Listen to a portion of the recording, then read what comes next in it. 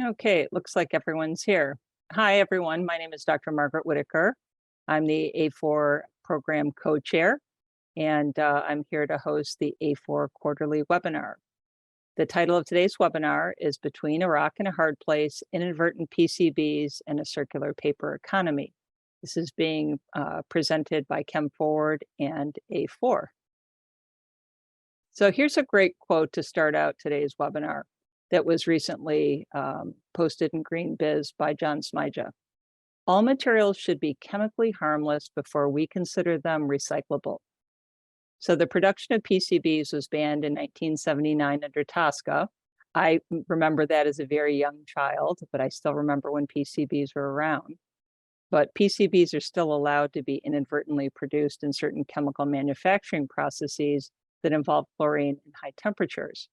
In today's webinar, we will dive into our collective journey towards circularity and hear about the challenges faced by paper manufacturer and recycler, and learn how a combination of regulatory updates and market alternatives might hold the key to solving this dilemma.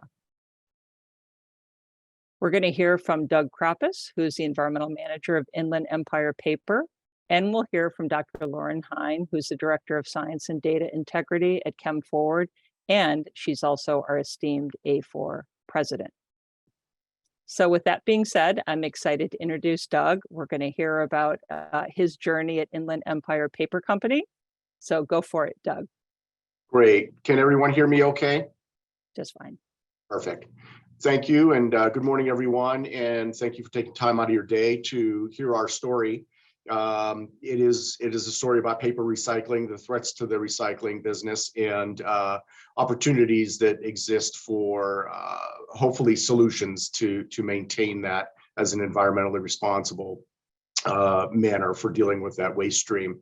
We're a very impressive facility. There's a lot I could talk about on the various aspects of what we do here. It's a technical marvel, engineering marvel. And we are also a model of environmental stewardship, which maybe some might find interesting because of their perceptions of what the pulp and paper industry may be like. Again, too much to cover in this very short presentation. I would highly recommend, if you're ever in our neck of the woods, that you come into our facility for a tour. I have never had anyone not go through here and not be totally impressed with what we do. And I'll walk into a few things as to the reasons behind that. So, I'll keep the background somewhat brief, but it is all relative to the end point of this presentation. So bear with me. We're 112 years young. We've been providing above living wage jobs for generations of our regional families here in the Spokane region. We are an economic force in our community, one of the top taxpayers, and one of the top companies within our region as well too. Our ownership has invested hundreds of millions of dollars into this facility over about the last 20 years. Pretty much every process that we have now contains state-of-the-art equipment, and that's why it is such an impressive tour to be able to come in and see that. It's really set us up. Many of you are probably aware of the decline in paper use, whether it be communications papers, whatever have you. And so because of our reinvestment over that last 20-year period of time, it has more or less set us up for the future, and hopefully another 100 years if we can overcome some of these environmental challenges that we have. I just want to throw up here one of our examples. This is kind of the shining star of our facility. We have the newest paper machine in North America of its kind. It is very impressive, and you can see an individual standing down there. This machine, again, is an engineering marvel. It literally thousands, if not tens of thousands of moving parts, and it's the size of a football field. Very, very impressive to see in operation.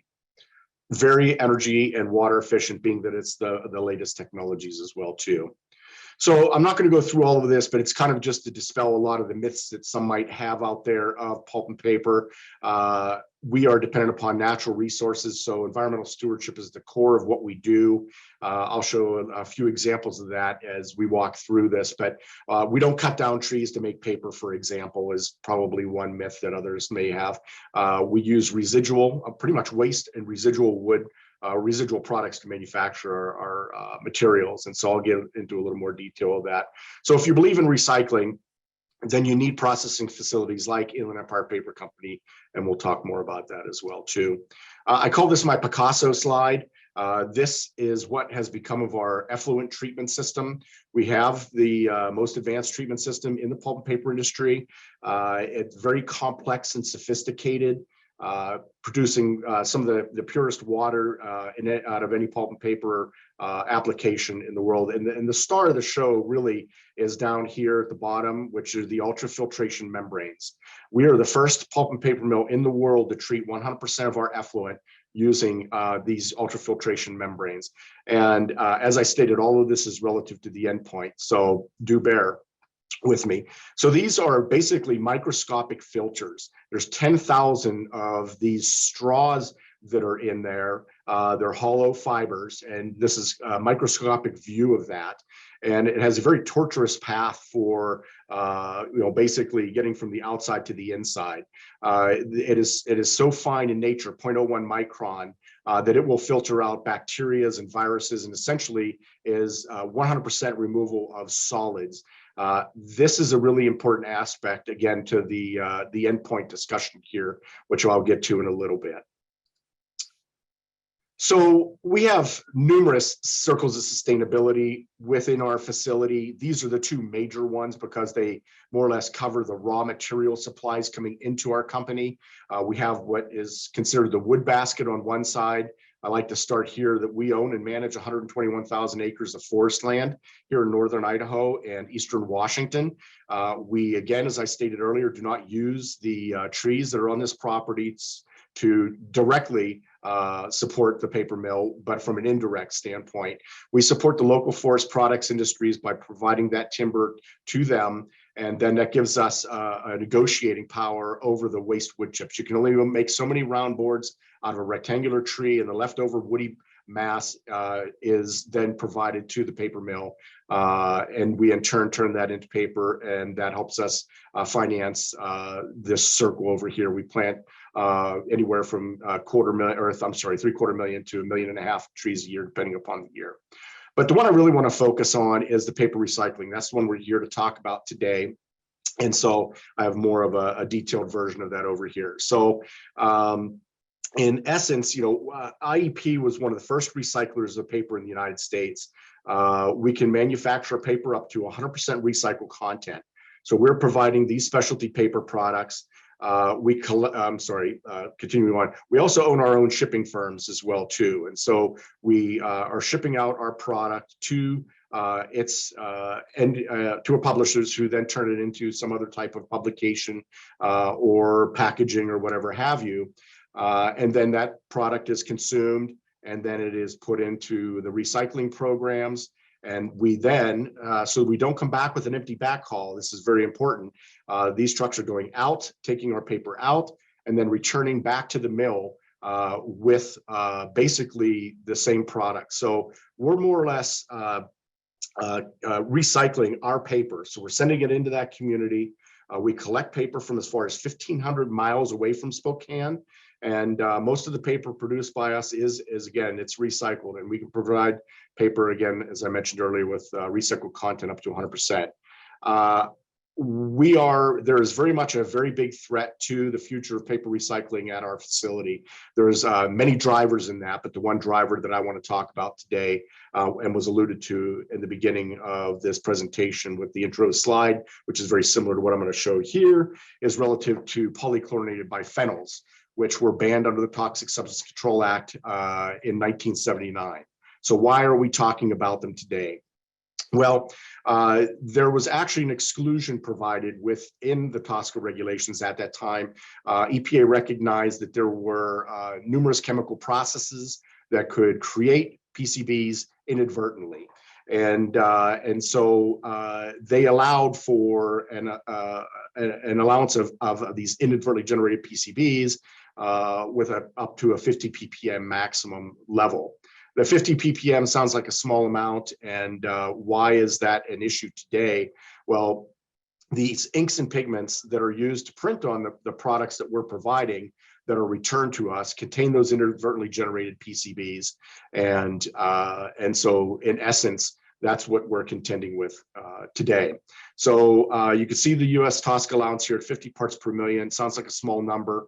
However, EPA has just imposed a new human health water quality criteria, water quality standard on the state of Washington of 7 parts per quadrillion, which it's so hard to get your mind wrapped around this number. I put it down here, and I put the 7, it should be a 1 essentially, but 1 ppq is 1 times 10 to the minus 15th. I really have to use analogies to get my mind wrapped around that, what a small number that is. And essentially, if I dropped a dollar bill somewhere in the state of Washington where we live, that is 1 ppq. And we'll make it easy on you. We'll go ahead and we'll drop $7 bills somewhere in the state of Washington. You have to go find those. That's how small of a number we're dealing with. So we don't produce or generate PCBs here in our facility. We're getting them as a consequence of this TSCA allowance at 50 parts per million maximum. And then we're held to a water quality standard that is over 7 billion times lower than that value. We also have the Spokane Tribe of Indians downstream here who have adopted their own water quality standard. And keep in mind that these are based on fish consumption rates.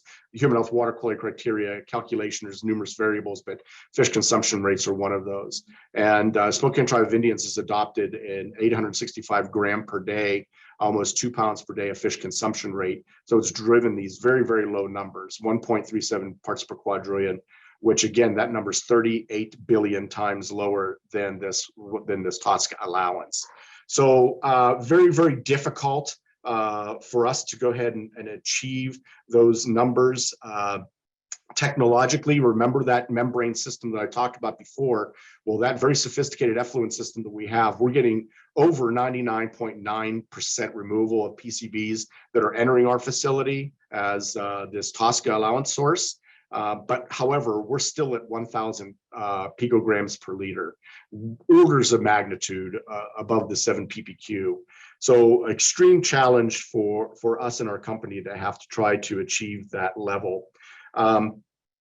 Also, the reason behind this is, and I mentioned before, the membrane systems, and coming back to that, we're capturing 100% of the solid particulate matter.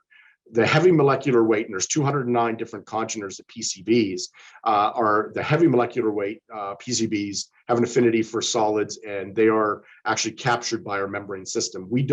Anything passing through our system that's soluble is typically associated with the inks and pigments, mono, dichlorinated, trichlorinated PCBs. And they're soluble, so they're passing through our membrane systems. We don't have a PCB congener above 31, 32 in our effluent. We're capturing, and if you folks I understand are very astute on this issue, is we're capturing all of those heavier molecular weights, which have a higher toxicity, higher bioaccumulation.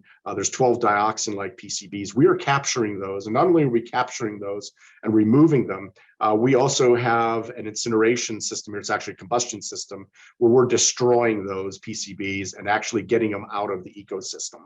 So keep in mind that if we're not taking and removing these PCBs in our facility, they're going to find potentially another pathway to the environment. So I just want to emphasize the significance of this TSCA allowance as we move forward here. This is the PCB concentrations in the Spokane River, fish tissue and water column measurements that were made as part of the effort that we have called the Spokane River Regional Toxics Task Force. And in there is PCB11, and I've highlighted that one here. PCB11 is very specific to yellow pigments, diarylide yellow pigments. And so you can see the magnitude. It is actually the most prevalent PCB congener found in the water column. And you can see levels up to 16 picograms per liter. Keep in mind the water quality standard that we're attempting to meet is over 50% lower than that at 7 ppq. And so as long as this TSCA allowance exists, we will not be able to achieve that water quality standard.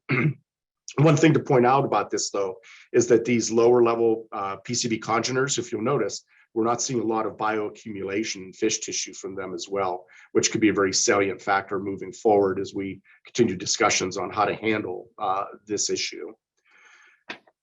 So the other thing that excuse me one second, the other thing that I want to make mention here or emphasize is that this is not an Inland Empire Paper Company specific issue.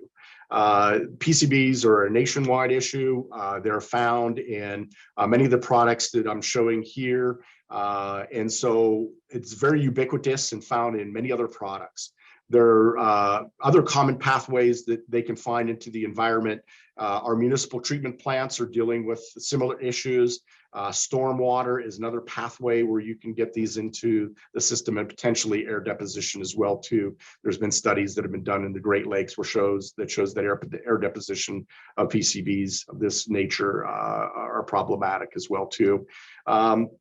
Again, not a very specific issue, just to Spokane River. There was, and I haven't updated this since 2010, but back in 2010, there was 1,084 fish advisories in over 40 states, 5,578 water bodies that were listed on a 303D list for PCBs. And of course, our state being one, as well as others around us, Oregon and others, are adopting revised water quality standards that are much, much lower than what we've been dealing with in the past. So we are required, we have a limit within our permit to achieve these PCB limits. And we really don't have a lot of options available to us for what we consider best management practices to address this issue. We don't really have control over the source. Keep in mind, we're collecting paper from as far as 1,500 miles away from this facility, including Canada. And so we don't really have control over of the source of PCBs that are coming into our facility. So essentially we have more or less just boiled down to two options. One is end of pipe removal. We've already talked about, we have the best available technology. There's no known technologies that we're aware of to achieve 7 ppq. First of all, you can't even measure that low. And then it's prohibitively expensive. What we have done here was feasible because we're a very small mill. We're treating about 3 million gallons per day. But keep in mind, municipal treatment plants in cities, et cetera, are treating tens, if not hundreds of millions of gallons a day. And other pulp and paper mills and other industries that might be affected by this could be 50+ million gallons a day. And it would be prohibitively expensive for them to install that level of technology that we have done.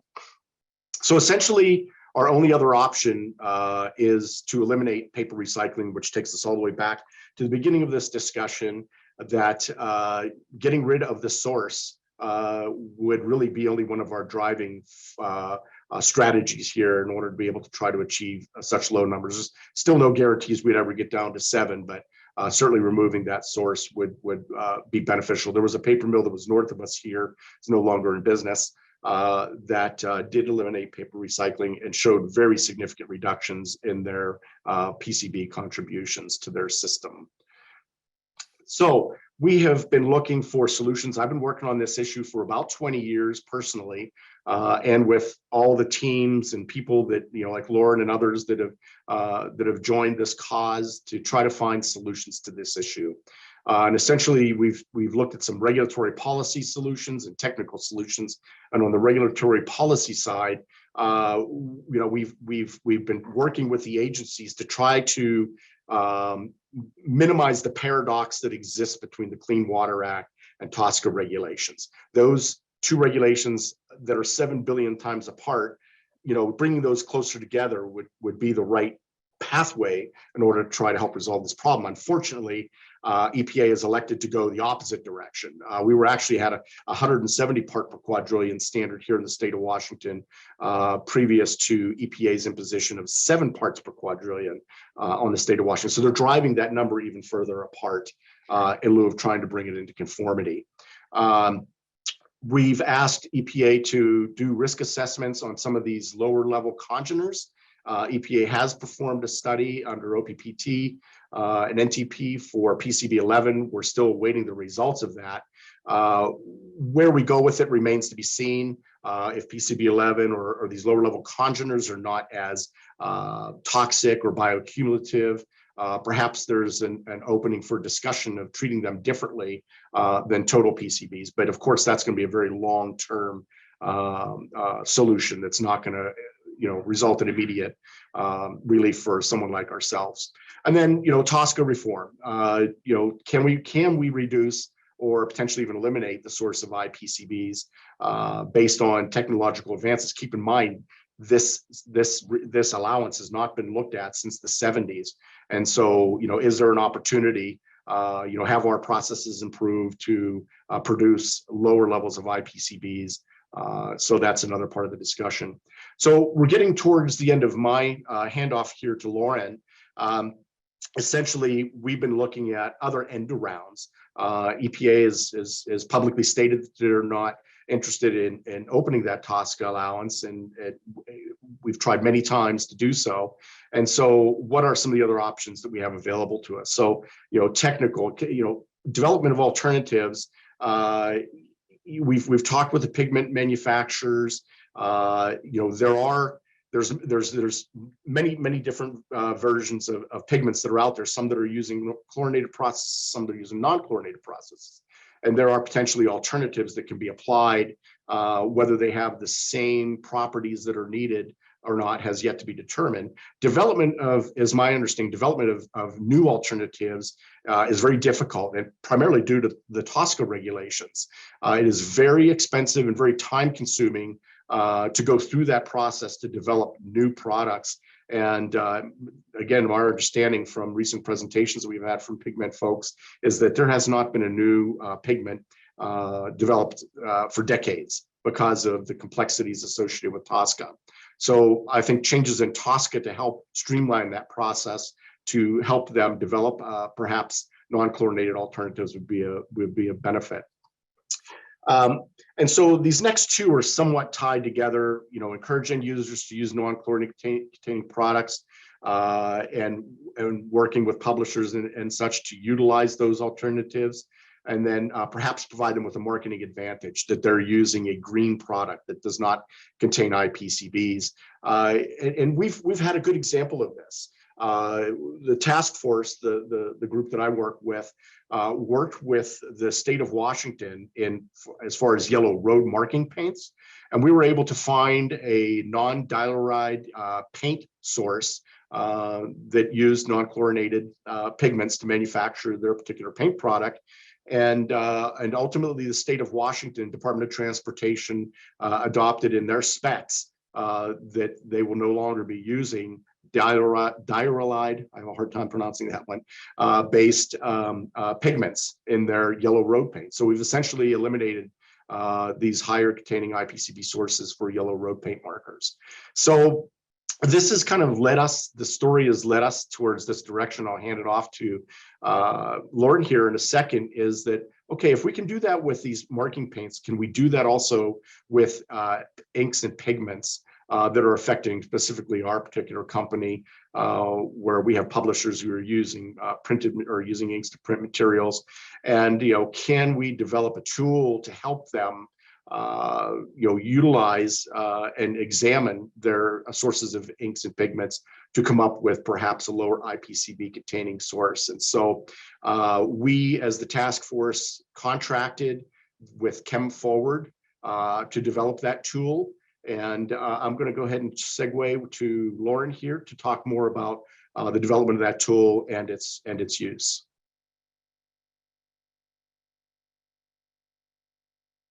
Lauren, the show is yours. Okay. Thank you very much, Doug. Before you mute yourself, I was wondering if you could just clarify. I believe you're the only paper recycler west of the Mississippi. Is that true? We're the only white paper mill pretty much left in the United States. And so I clarify, there are other paper mill manufacturers and recyclers here west of the Mississippi, but primarily everybody's moved towards packaging. COVID had a very interesting effect on consumer behavior.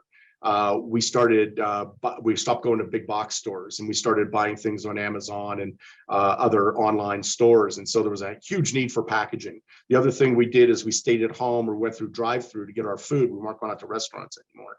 So there was this movement towards using packaging, such as bags and fast food wrappers, et cetera. Many mills converted to take advantage of that opportunity. So that kind of left us as the last man standing per se. And so as far as the white paper mill is concerned, yes, that is true. We have some of those that are contemplating and shifting a little bit of their production back in that direction, but we have not seen a very significant shift. So we are kind of the last one of our kind here in the United States. Great, thank you very much. So thank you, Doug, for that fascinating presentation. And as Doug mentioned, ChemForward was asked to build a database with information on pigments. And this database is readily available. If you just search for pigment resource ChemForward or enter the URL on this slide, you'll be able to go to the landing homepage where the database exists. And hopefully my slides will advance. Oh, Molly, it says no, it's sorry about that. It's not moving. Thank you. There. Okay, so you'll land on the website, and it's really a pretty simple website. It provides some background on the PCB issues, and again, that these are inadvertent rather than legacy PCBs. And the intent is to support people who procure pigments for use in coatings, plastics, printing inks, and many, many other products. And the idea is to find pigments that do not have chlorine in the pigment molecule itself, and that do not use chlorinated solvents or reagents in the manufacturing process. Next slide, please. Thanks. And sorry about this. I think there was one slide before that, Molly. It said the iPCB pigment resource. One more. Thank you. Yeah, we had skipped that. And here are the two URLs. I wanted to say that while ChemForward led this project, we figured if we were going to do this work, we may as well do it right. And so we hired what is actually very rare, which are pigment scientists. And we hired Dr. Mark Vincent and Grace Menarang-Pena of Chroma Specialty Chemicals out of Canada to perform the research. So we are very pleased to have their very robust research in support of the tool. 2 slides ahead, please. Thanks. So once you're on the website, you can read the background information, and then you can click the button that takes you to the resource. Now, there's a caveat here that says that while there are 400 pigments organized by chemical name, CAS number, color index, whether or not they contain chlorine in the molecule or the manufacturing, we do not imply that every pigment that has chlorine in the molecule or chlorine in its manufacturing process contains PCBs. We know that some do and some don't, but it's highly unlikely that if a pigment is manufactured without chlorine in its molecule or manufacturing process, that it will contain PCBs from the manufacturing. Of course, it could pick them up somewhere else because they can be ubiquitous in certain oils and things like that. But I wanted to point out this caveat. Next slide, please.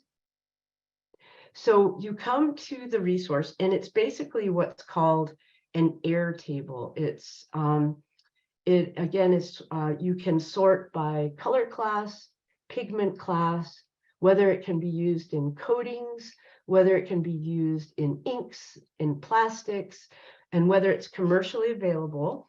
And that means, is it available on TSCA? And then does the molecule contain chlorine? And is it manufactured with organochlorine solvents? Next slide, please. This information, because it's in an air table, can be filtered, sorted, and downloaded by any of those features. Next slide, please. And again, here's another screenshot of how the air table works. So you could go into this table and say, I'm looking for a yellow that works with plastics, that's in this particular class, that doesn't contain chlorine in the molecule or in the manufacturing process. And that's pretty much it.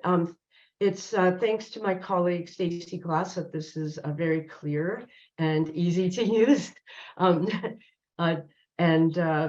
But the data are very robust because we hired Dr. Vincent and Grace Mannering Pena to provide the data and based on structural information.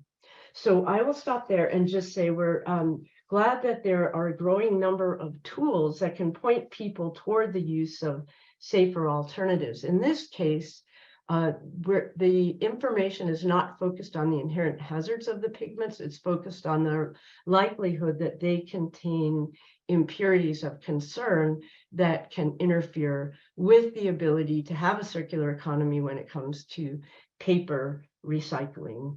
So now I'll turn it over to my colleague Stacy, Executive Director at Chem Forward, to lead the Q&A and add any comments if you have them. Thanks, Lauren, and thanks, Doug. I just want to say, when this project first came across our desk, I was like, wow, we do chemical hazard assessments. Like, I'm not seeing how this is going to get us to safer alternatives, but through the research and this amazing finding that by just simply choosing pigments that are non-chlorinated, we can have a huge impact on these inadvertent PCBs. So that was a real eye-opener for me and for our team. And so I want to thank you for that good work. I wanted to just kick off the questions here and ask you, what's next? And is there a role for alternative assessments to build off of this work, and where would we go? So yes, there was a mission, obviously, besides just putting the tool together, was to actually apply that tool to see if we could move the needle. And so Lauren and I have been reaching out to various publishers to work with them to do an evaluation of their ink products that they're applying. These are actually publishers that do have a nexus to IEP, Inland Empire Paper Company, and speaking acronyms. And so they were under the impression that they were using green alternatives as it exists already. They said, no, we're okay. We're using PCB-free inks. We've got a letter from our suppliers telling us so. Well, we're like, okay, and then so we started getting into that a little bit deeper. Well, PCB-free, by definition, under the Toxic Substance Control Act, is anything less than 50 ppm max or 25 ppm average. And so when they started inquiring a little bit further, they found out that they indeed were using pigments that contained iPCBs potentially, or use non-chlorinated processes. So now they're doing a deeper dive here to see if there are alternative formulations that can be made that utilize non-chlorinated pigments in their ink formulations, and also their ink formulations using non-chlorinated processes to come up with a safer alternative or a lower iPCB containing alternative. We intend to do a much more sophisticated approach to this, designing a project here where we will actually analyze the inks that they were using and the inks that they intend to use to make sure that they indeed are lower iPCB containing, and work with them on then evaluating. There's a lot of characteristics that they need from these inks depending upon its print application, longevity, clarity, brightness, on and on. I mean, this is where I lose my expertise and have to count on the publishers then. So part of that's step one, is to work with publishers and do a trial here to see if we can indeed move the needle. We'd like to do a white paper, or a study on that, that then we could be published and made available to other publishers to let them know that this tool exists and that they have the option of being able to utilize these other alternatives. And then I think Lauren and I will do more like what we're doing today. We'd like to reach out to publisher trade organizations. We're working with the folks that I mentioned, and they're reaching out to their trade groups so that we can do a very similar presentation that we did today for them as well too, and we reach a much wider audience that's utilizing this, because many people don't even know. They don't even know this issue exists. And you know, it's interesting because we're all just to use the term brothers in arms, you know, in that circle of sustainability. We're providing a paper product, we're providing it to our publishers. Our publishers are utilizing inks and pigments that you know, are being applied, and then it's all coming back to us. So we're all kind of in the same mix. So we've been trying to work as much collaboratively as possible with all players to make that happen. So I'll go ahead and pause there and see if Lauren has anything to add to the discussion. I'll just summarize really quick while Lauren gathers her thoughts and say, I heard 3 things in there really, Doug, that we need to change the specification for these, right, to include non-chlorinated, that there's further testing to be done, and that there's education to be done around all this. It's that further testing, Lauren, I'm hoping that you might also comment on how do we avoid a regrettable substitution here?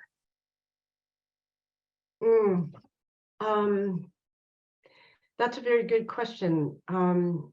You can find PCBs in odd places. I'll stick my neck out here, but they're, for example, while perfectly legal, not in violation of any state or federal laws, depending on the manufacturing process you use for something like titanium dioxide, you can even find inadvertently generated PCBs in TiO2.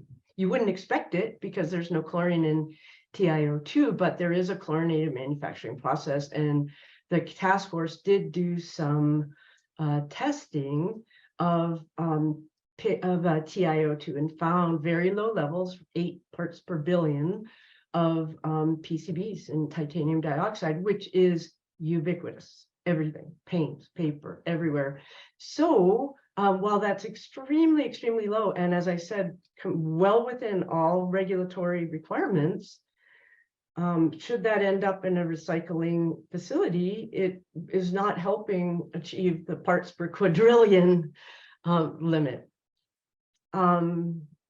So I guess that's one thing. So the testing is really important, is knowing where they're likely to be. And this is a good place to start while we kind of continue to work on all fronts, and maybe even convince states to take action, and or EPA to take action. Unfortunately, Washington will not be taking action, but we can continue to put pressure on EPA to update a law that was made in the late 70s.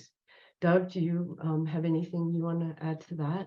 The only thing I would say back to the basic question is to how do we make sure that we don't have a regrettable substitution. Very, very good, because it's my understanding that we went to PCB road paints because we banned lead in paint, and we need that large structure, that large molecular structure to provide the wear and tear and resistance to that. So there's just an example of how that can happen.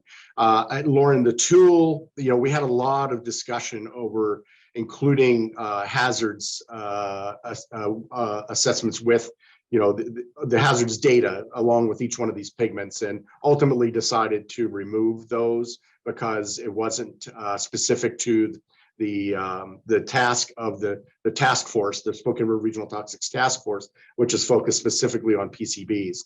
So, and then another next step might be to take this tool and expand upon it to go ahead and include those other hazard assessments as well too, so that you can evaluate. Say, okay, we're going to get rid of, or use a non-chlorinated process for this particular pigment. However, it contains XYZ, so we want to steer away from that one too. That's a very, very good point. Mm-hmm. I'll also add too, there are a few standards. For example, the cradle to cradle certification does specify extremely low allowable levels of PCBs, and Apple and HP both specify extremely low levels of PCBs. Now, there is a question as to whether people are looking at the pigments or looking elsewhere where they're most commonly found, and that's why it's important that Doug and I do these webinars so that people know to apply those specifications to pigments as well. Thank you. You've done a great job on talking about what's next. I'm going to turn the moderator back over to Meg Whitaker to take us the rest of the way. Great. Thanks, Stacy. Thanks everyone who's been chatting with me privately. I've got a whole list of questions. I don't know if we'll be able to get to all of them. Since I'm moderating, I get to go first. Would it be possible to update the PCB pigment resource page to show if a pigment is also registered under Canada's new chemicals notification program? Because we have a lot of Canadian clients and their Canadian pigment manufacturers. Maybe they're going to be registered first in Canada, and then later on they'll pick up and get registered under TSCA. So that would be valuable if that could be added in the future. That's just a comment if you thought about that. I thought that was interesting. Yeah. Yeah, we'd have to discuss that with the task force, right, Doug? Is that something? Well, or depending upon where this goes, because like I said, if it's outside of the criteria of the task force, which is specifically focused on PCBs, although that's bound to change here in the near future because the task force is going to be replaced by something else that's going to also include other hazards such as PFAS and anything else that's affecting Spokane River. But at some point, maybe someone else wants to take this tool and again include the hazards assessment.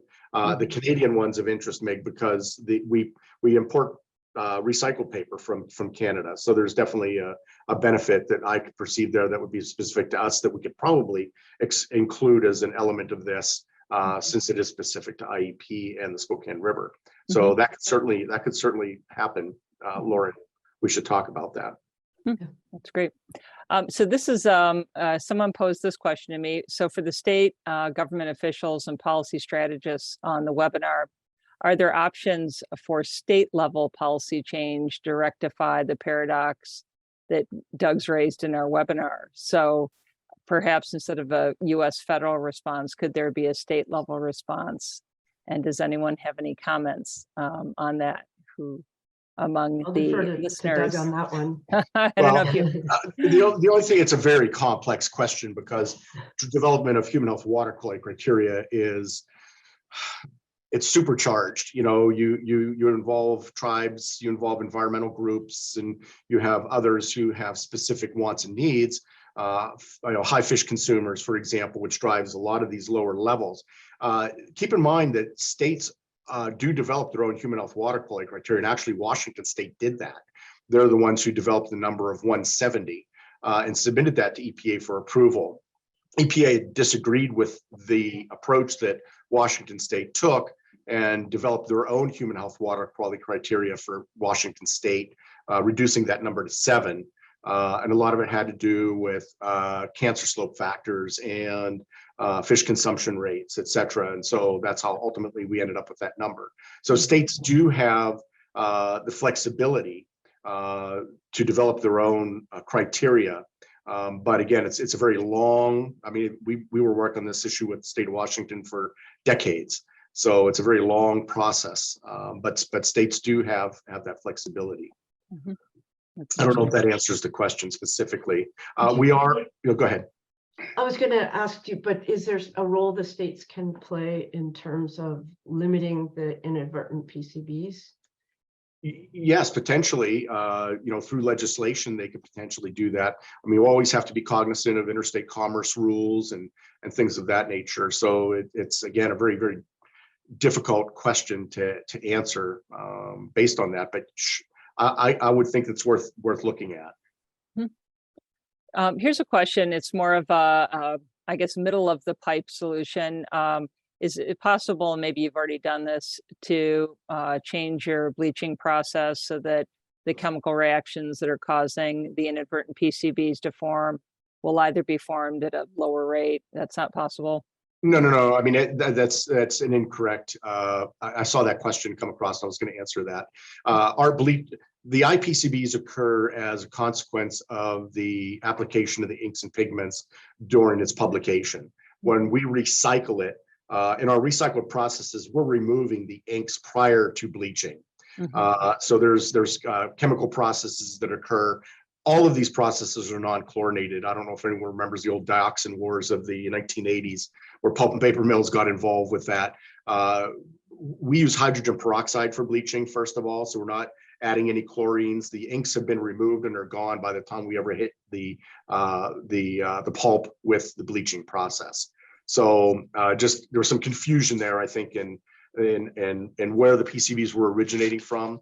Keep in mind, we're not generating or producing those PCBs. We're getting them coming into our facility and then removing them and destroying them and then bleaching our pulp for its end use. That's interesting. Is there a big cost difference between inks that contain inadvertent PCBs and those that supposedly do not? Now, that would be a part of the evaluation we're talking about, not only the characteristics of printability for those alternative products, but also evaluating the cost. Cost is a very significant concern to our publishers. As you're probably aware, we've been losing many publications due to these cell phone thingies, and so keeping them as cost effective as possible is very important.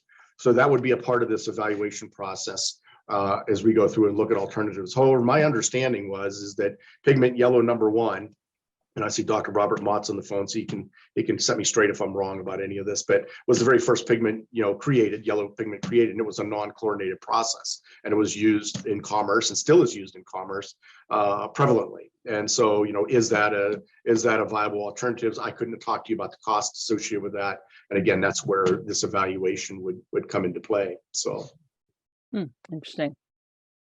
Carl brought up a good point or a question. He wanted to know if the EU has done anything to address this issue under their framework, and if so, what have they done, or are they going to do something? Because it's got to be affecting them too in the EU. Does anyone know? I'm unaware. I don't know if anybody else online would be. Let's see if anyone says anything. So this is another question someone's asked. So we've heard, particularly for PCB 11, is it possible to sort out, and I know looking at a picture of a recycling facility, could you just try and not recycle yellow colored paper? Yeah. Is that just impossible to do? It's impossible. We certainly have considered that. How do you buy non-colored paper? It's so commingled. Keep in mind, our recycling programs are responsible actually for part of the threat to recycling as well. As a society, we've moved to single stream recycling. I think probably most everybody on here takes the recyclables and put it in the big blue bin or the big green bin, commingle the paper, the plastics, the metals, the glass. And so that then goes to what's called a municipal recovery facility, a MRF, where they separate the materials back out again. And so you get this mass amount of commingling, not only of contaminants, but of paper as well. So, we get what's called OCC, old corrugated cardboard, shredded office paper, SOP, ONP. We have reduced the amount of ONP, which is old newsprint, because it does contain most of the color and utilizing more of an SOP, shredded office paper, which has likely helped dilute that impact. But literally it would be an impossibility to high grade, per se, what you're saying, colors away from that stream. And if we don't process that, where does that paper go? Keep in mind that we're removing 99.9% of the PCBs, 100% of what we perceive the bad ones.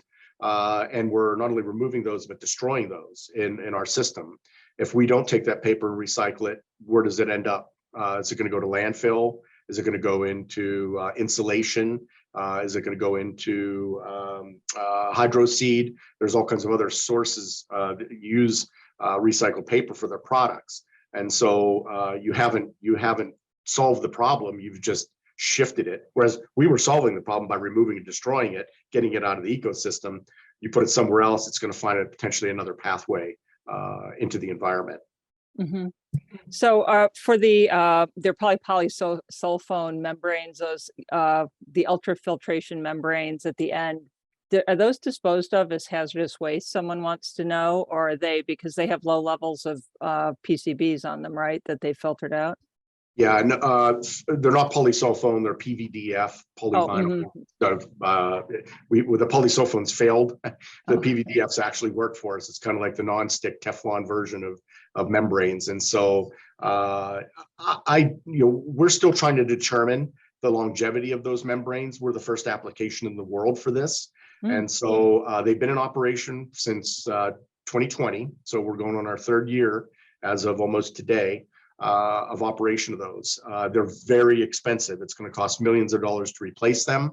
And so getting as much longevity out of them as possible is part of the study. So we're going to take, 10 years, hopefully get 10 plus years out of them. Who knows what that may be before irreversible fouling takes place. Mhm. They're cleaned on a continuous basis, so they will last a while, but nobody knows how long. And I seriously doubt that they're going to be hazardous waste. These PCB levels of for the water quality standards supersede any of the other. FDA, I think, is like 1 ppm, or maybe I'm not quite right on that, but it's close.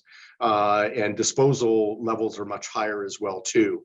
So you're not going to have any issue as long as I don't dump them in the Spokane River and violate the water quality standards. We're not going to have any significant concerns over where we put those membranes ultimately. And keep in mind, we're cleaning those membranes on a continuous basis. So the PCBs are being removed from those. You'll eventually get some embedment of solids, but whether those are PCB related or not, who knows? But it's going to be very minute. Interesting.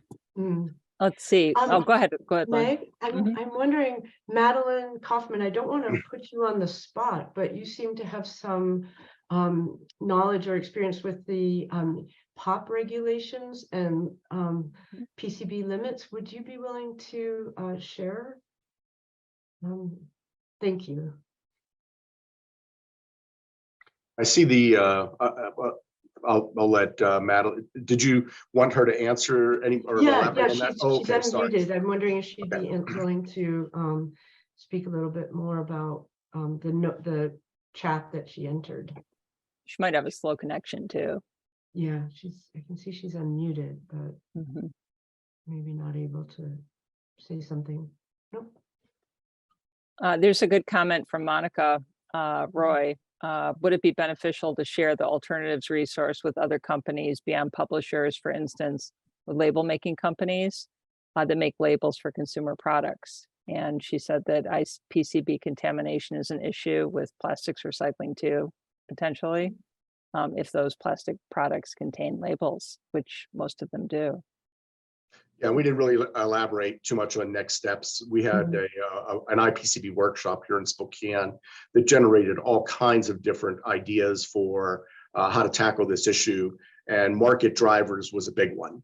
And so reaching out to those who, again, as I mentioned earlier, most people aren't even aware that this issue exists and how it might be affecting their products. And so part of the education, we actually did have an education outreach campaign that did reach out to folks like that. And we found out specifically that they were completely unaware of the issue.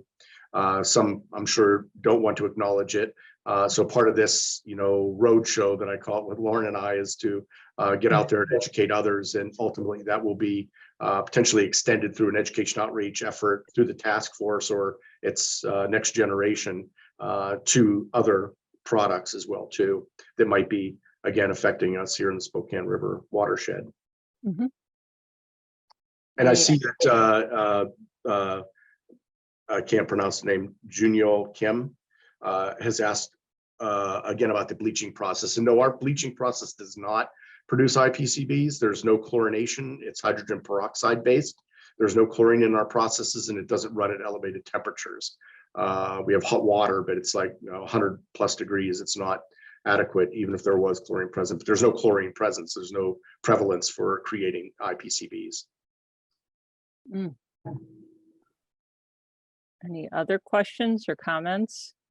I think one thing that makes this so challenging is that the numbers are so small. It's hard enough to wrap your head around part per billion or part per trillion, but when you get to these levels, I think most people, I know I do, it seems like it's such a tiny amount. So I think that's what makes this so challenging to try and answer.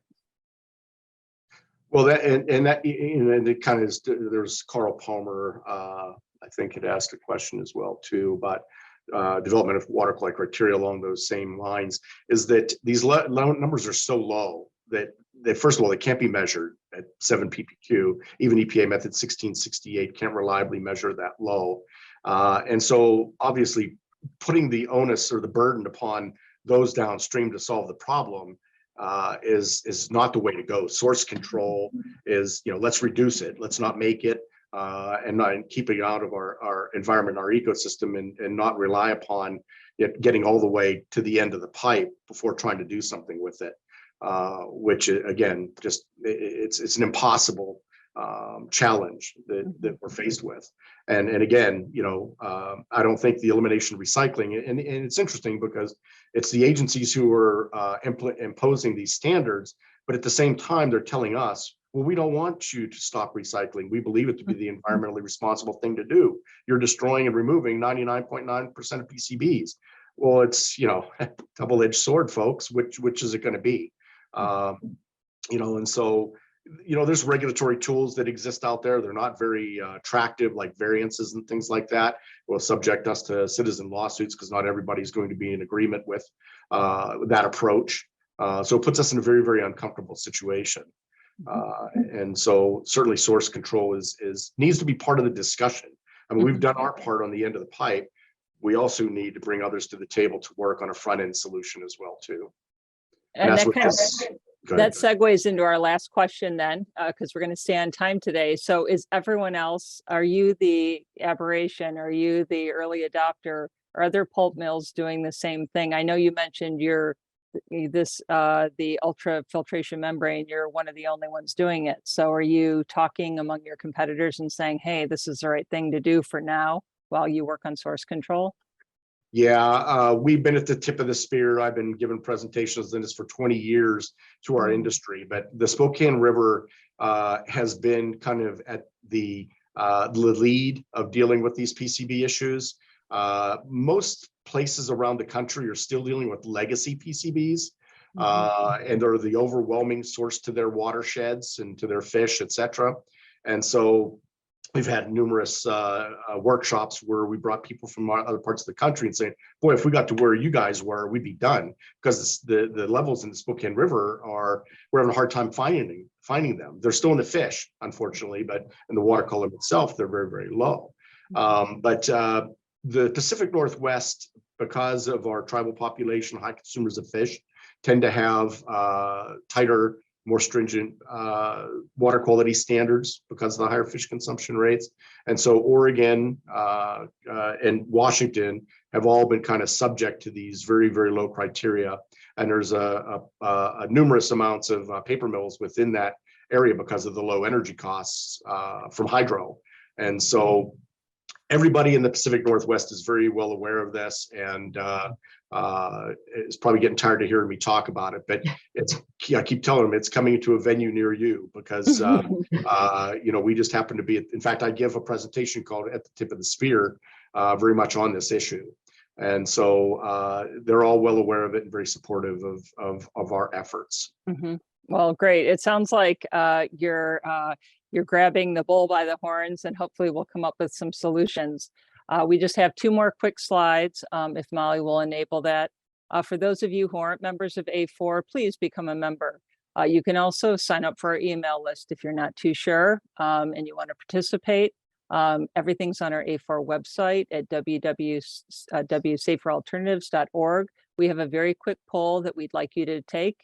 Thanks for this great discussion. This is a wonderful issue that we need to continue to keep our eyes open for. So thank you, Lauren. Thank you, Doug. And thank you, Chem Forward, for co-sponsoring today's webinar. And thank you, Meg and Molly and Jen and Stacy. Yes, thanks for giving us the opportunity. Thank you. Bye-bye. Bye.